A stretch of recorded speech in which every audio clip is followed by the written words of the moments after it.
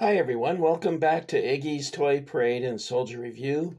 This is your host Iggy, and today I want to talk a little bit about this M4 Sherman Mark I that I bought at Hobby Lobby a couple days ago. And it's the same kit that they include in their Airfix D-Day Battleground playset, which I think Hobby Lobby was selling for $39.99. And they began producing the Sherman in 1942 and continued, of course, until the end of the war. There was many different versions of the tank with improvements made in each model that they produced. And they did produce roughly 50,000 tanks. And so, to give you some perspective, they seriously outstripped German production of tanks. My landlord, who was on the Eastern Front at the Oder River when he was 16 years old, mentioned quite bitterly to me that they were being attacked by American tanks. And the reason for that is that we had shipped a great many Jeeps, Studebaker trucks, and tanks to the Russians. And my landlord told me about how they would destroy a great many of the Shermans, and then the next day they would come back with twice as many. So I said it was quite frustrating, and they realized they didn't have a chance. Even the diehard guys knew that they didn't have a chance anymore of winning, or even a stalemate, because the Russians just had so much material and men to throw at them. At any rate, this is the kit that Airfix produced, I believe, in 1961. This is distributed by Hornby Hobbies under the banner of Vintage Classics, which you see here. It has the name of the artist who did the artwork on the back of the box here. Or maybe it was on the side. Is it over here? Let's take a look.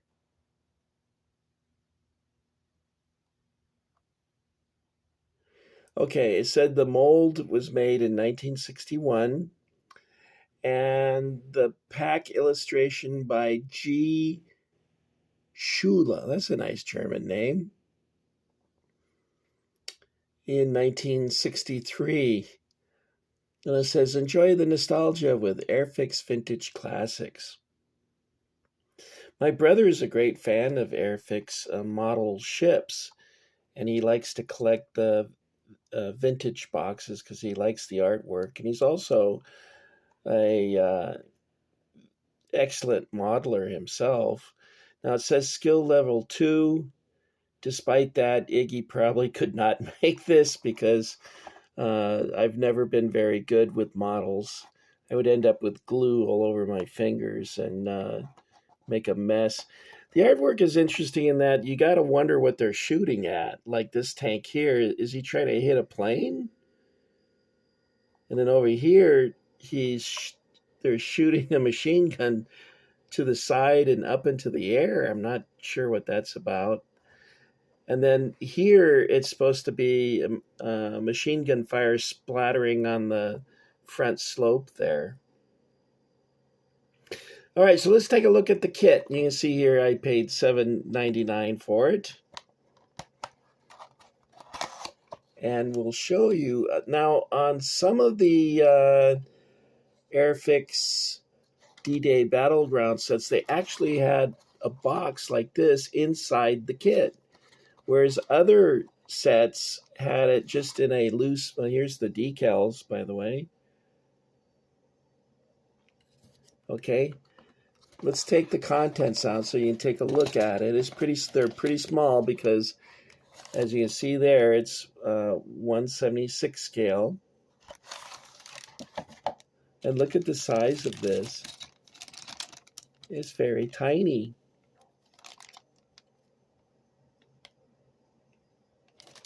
I'll flip it over here. Now see all these small parts? Iggy's not going to be able to do that. You know, my friend Carl, Cowboy Carl, he could do that easily, but as for me, not so much. Here's the turret. You see how small the turret is? Here's the turret right there. Can you see it? Would you like me to open it? I'll do that for you. I don't mind. I don't have any intention of building it, but maybe one day my brother will come out here and make it for me. That's a tall order, isn't it? And here's the hull. Now there is 2 different hull types that they had. One was a more angular hull, which you see here. See how the sides are vertical like that. And then the front slope is flat and sloped like at a 45-degree angle. And then look at these bogies and or support rollers. You got the suspension here.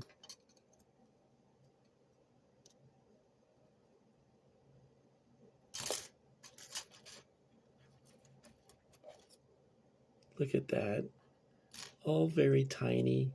Not quite as small as an HO tank. If you have Rocco mini tanks, you probably have some experience with having to, if you take them out of the package, of reassembling them.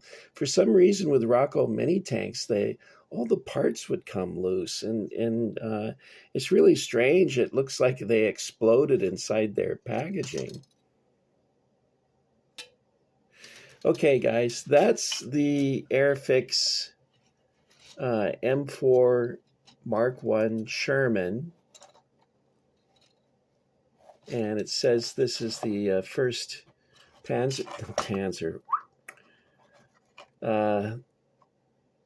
first tank division. I was in the 3rd, which doesn't exist anymore. They disbanded it, I think, in 1991, was it? Where I was stationed in Germany, they bulldozed it. It doesn't exist anymore. Now, I want to show you, this book here is really excellent. If you want to know everything there is to know about the Sherman, this book is nicely illustrated and has a lot of very good information. So I recommend it to you.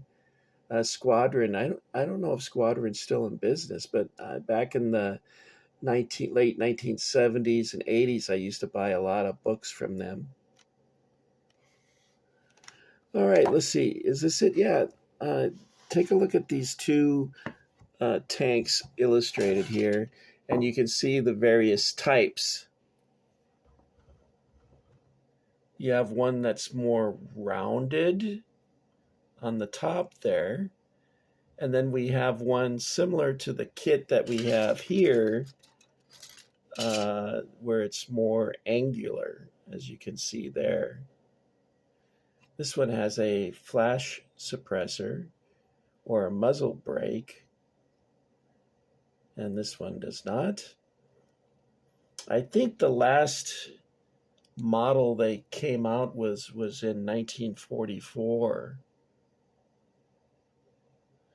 But most of the improvements they made looked like one or the other of these 2 illustrations here. Now, I have slapped the front slope of one of these. I've never seen one of these in person, but I've seen a number of these, and it scared me. I don't know why it scared me, but I guess in Iggy's old age, he's getting a little, I don't know, anxious about things. But it seemed very deadly to me when I slapped the front slope, like, oh my God, how would you stop this? All right, well, next up, I guess this would be somewhat of a bonus, but I want to show you a figure that was somewhat of a mystery to me. It took me a while to figure it out. And let's show that figure to you now. It's of a Luftwaffe pilot. It's a very nice uniform. Let's see if I can set him up here for you. He's got great boots, a really cool jacket. Can you see him? Let's see if I can lean him. There we go. We'll lean him up there. No, you can't see him at all. Okay, let me back up. There's the, I got a track loose here. There's the Luftwaffe pilot. And I thought originally that this was in the past toys. And I can explain how that happened. So let me set this down for just a moment and get my logbook. This is where I record all my different purchases and things. And I went to a G.I. Joe show on June 8th, 2007 in California. And it says here, in the past toys, I bought a DAC Private, which I do not remember buying, but I do remember buying the DAC Leutnant. DAC is Deutsches Afrikakorps, and a Luftwaffe pilot. And I thought, that's who this guy is. I thought he was in the past toys. Well, then I looked at it and I go, well, that's a modern G.I. Joe. And the modern G.I. Joes look somewhat effeminate. And they didn't have the distinctive scar. And they looked a little girly. I wonder if I can get in trouble for saying that nowadays. Who cares? They can cancel me. I don't give a shit. All right, so let's see. Over here, it says I bought an Ultimate Soldier Luftwaffe pilot carded. Now, I don't recall that at all. But apparently I did, and put the set on this G.I. Joe. So that's how I got confused that he was in the past toys. So the in the past toys pilot must still be in his box in storage someplace. But it's a really nice set, as you can see here. Nicely detailed. Towards the end, Ultimate Soldier was releasing some really cool stuff. I remember they had a submarine commander and tank commander, Luftwaffe pilot. They were coming out with some really nice things. And it's a pity what happened to them. All right, now there's one last thing I want to share with you. Let me move my pilot out of the way, and we'll put this back up. I like the artwork. Okay. I'd like to get some more Airfix. I like the 132 scale the best. The only Airfix figure I don't care for a whole lot is the 132 scale Japanese. Now, for some reason, I just don't care for those. All right, now I want to share something that I found while I was sorting through. By the way, I've got 20 G.I. Joe figures that are loose that I found in a box. None of them have their equipment or rifles or anything. I tried desperately to match them up and failed miserably. So I'm not going to be able to I don't want to show them to you just loose in a uniform with no helmet. So I'm going to put them back in storage. But I did find a manual from the very first G.I. Joe I ever got, which was a sailor. And this is the manual. And my dad bought this G.I. Joe for me when he was in Chicago. And what's interesting about it is I put my name in there, of course, but I didn't know how to spell corporal, so I just put a chevron there. And then I put this number 04004664. I don't know where I got that number from, but all my old G.I. Joe manuals that I still have that same number. So I'm wondering if that's my G.I. Joe club membership number. Of that, I'm not certain, but I found that to be interesting. Um, it really brings me back in time when I look at this. I used to spend a lot of time looking at this because in the early days, I just had that one G.I. Joe sailor. And I would drool over this. I wanted this so bad. I now have, I don't know, I must have 6 of them now, maybe more. I'm not sure. Anyway, I thought you guys might like to take a look at that. And here's something else I want to share with you. This would come in a G.I. Joe coffin box with the manual. And it's interesting that they used artwork instead of photographs. But what I find very interesting about this sheet is, God, I hope I don't rip this. How's it open? Nope. How did I do this? There we go. That's kind of a funny mixture of a uniform right there. Remember Mad Magazine? I don't know if in Europe they had Mad Magazine, but they used to have these cartoons that when it was folded like this, it was one thing, and when you unfolded it, it created a whole new cartoon, and they were pretty clever, I remember. At any rate, God, I'm having trouble unfolding this thing. Come on now. It keeps folding back up again. What's it stuck on? There's like glue or something in it. That's why it's stuck. There. That was weird. Okay, now you'll notice here I have some things circled. And what I was doing, look, what is that, a sausage? Can you see that? Looks like I drew a sausage, but it's probably supposed to be a torpedo. Not the best artist in the world. I was circling things because that's what I wanted for Christmas. Like this one says Navy Attack. And I think this was for the helmet. Nope, that's for a blinker light. Oh, that's interesting. And then Marine things. Did I circle anything for the Marines? Well, that's really weird. I didn't circle anything with Marines. I circled 3 things for the Navy. And then the Army, I circled 1, 2, 3, 4, 5 different things.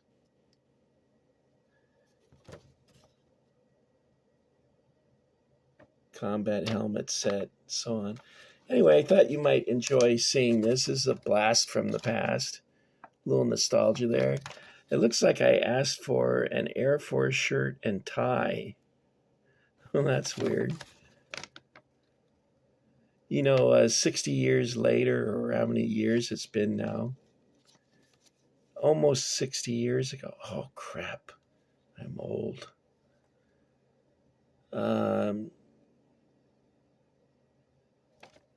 You wonder why you wanted things that you wanted back then, because, your memory can't remember everything. You have an overload. All right, guys, that's all I've got for you today. I'm going to try and show you some sideshow toys, but I lost the rifle to the World War I Frenchman that I had, so I'm going to have to buy a new one, and I'm going to have to wait because it's like $18, and a lot of them are sold out. So I'm going to have to wait until one becomes available. I could show you the figures without that rifle, but it just wouldn't feel right. But I have a DML model figure or dragon figure of the his name is Jean or Jean or whatever they call him. I guess it's Jean, like Jean-Luc Picard, and he's dressed as an Imperial Guard. And then I have a French Foreign Legionnaire who's in a uniform that looks like it's around 1889 or 1900. The French Lebel rifle, I think, was introduced in 1881, and that's what he's got. So I'm guessing the figure looks like he's around 1889. And then I have what appears to be a 1915 or 1916 World War One French infantryman. However, his wire clippers, one of the handles broke off. It was in fine condition when I took it out of the box, and then when I picked it up again, it was broken. So I don't know what happened there. And I had his rifle on the kitchen table. It's gone. I looked under the table, in the trash, everywhere. No sign of it. So it's kind of curious where it disappeared to. But I'll keep looking. You never know, it might pop up somewhere. All right, guys, that's all I've got for you. I want to thank you for getting Iggy with it. And I hope you have a good evening, and I hope that I see you again soon.